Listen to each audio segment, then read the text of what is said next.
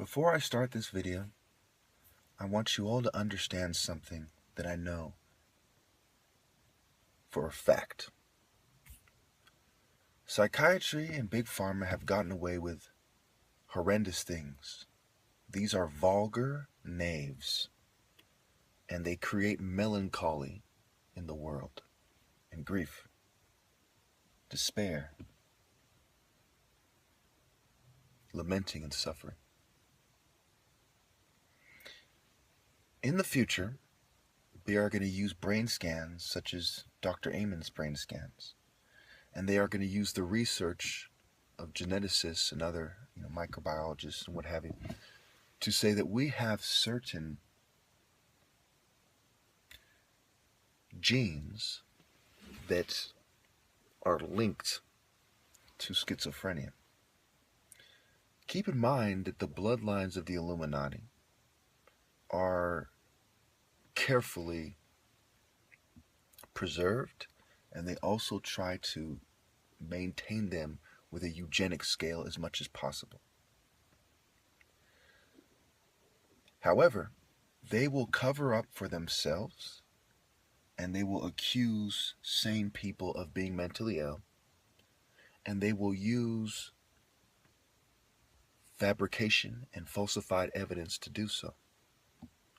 The brain scans do not tell you anything. For example, if somebody just got done working out and they had a lot of endorphins going through their brain, one could say, well, the reason why this guy's muscles are firm is because of the brain activity.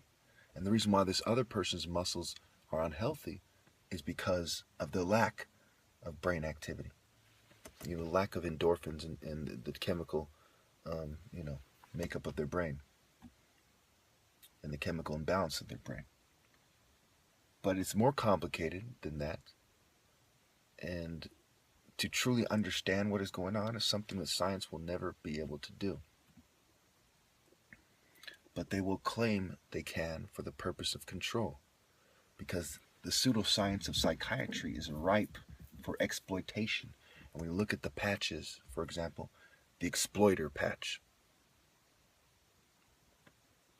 they have people in Christianity who are planted there who make ridiculous claims that no scholar or person who's responsible for social policy will take seriously. They will convince a lot of people to be Christians under their terms. This is textbook Freemasonry. A lot of them were Protestants, and this is the types of things that they did. They'll take shots at the Catholic Church, and they'll inject their own twisted version of Christianity into society. The long-term effect of this will be that Christians will have less and less of say when it comes to social policy. Also, when you look at the book Fighting for Honor, the history of African martial arts traditions and Asian ones, they will say that these people have a lot of false beliefs and misconceptions, and there's an accompanying moral code. We should throw out all their belief systems and all of their moral code, and we should base our policies on the latest scientific advancements, the cutting edge of science, and the latest scientific discoveries, as well as the opinions of the experts, who we consider the most wise and the best. As Masonry puts it, be subordinate to the wisest and the best, and if you're not, you're basically guilty of insubordination to the master Masons, who are going to apply eugenics masterfully, according to them again, in a way that's in the best interest of the ruling class, the governing class, and the elite. So to sum things up, the brain scans do not show anything but activities in the brain and similarities between activities in the brain and behaviors, which means nothing at all. When you're happy and you're doing happy behaviors, the happy part of your brain is going to light up. When you're sad and you're doing sad behavior, the sad part of your behaviors, your brain is going to light up. That means nothing. When you add to the fact when you add the fact that psychiatrists have a long history of planting evidence and handpicking people for their experiments that they know are going to create a favorable outcome in the experiment. When all's said and done, it is very obvious what they're doing. They're using this pseudoscientific control mechanism for, to create something that they can present to legal experts, expert witnesses, judges, district attorneys, and given more ammo to psychiatrists to take people such as myself who are political dissidents that used to be completely healthy and destroy their brains and play them out as crazy. Kathleen Taylor was absolutely right that they intend to treat religious fundamentalism as a mental disorder in the future. She wasn't entirely aware of why that is, but she kind of got the general idea.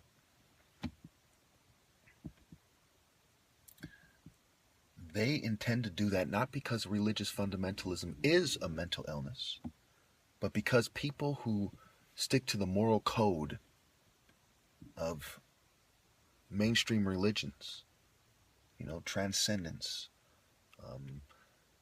being against homosexuality and feminism and so on and so forth, people who stick to the natural moral code of religions are at odds with the philosophies of the elite, which are Satanism, criminality, LGBT-friendly philosophies, feminism, atheism, and eugenics / racism / the philosophy of science. Thank you.